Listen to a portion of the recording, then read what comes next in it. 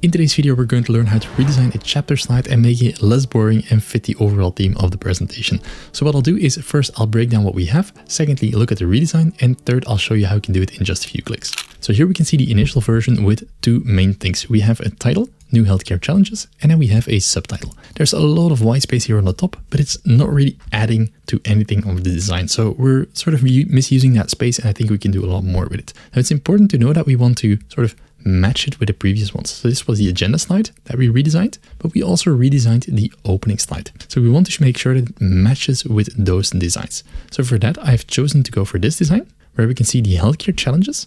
And what we've done is we've added that title, the healthcare challenges. We've added the subtitle, gave it a little bit more spacing in between lines, made it a bit bigger, and also tuned down the intensity a little bit.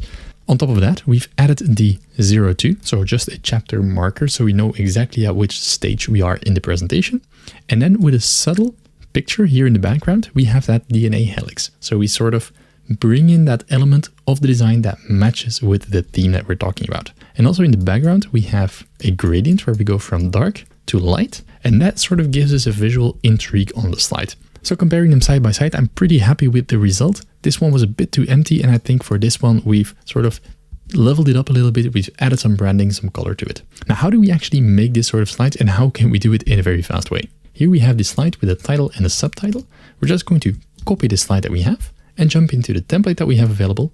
We're going to paste in the slide, and then we're going to change the layout to the section header that is included. It automatically adjusts to those boxes, and we just give it a number, maybe 02 or whichever one that it is. And then you have it, and your slide is done. So that is how fast you can actually do this. So that really is the benefit of working with a template that has a solid slide master. It will save you so much time in your business. So if you're interested in that, make sure to check the link in the description below.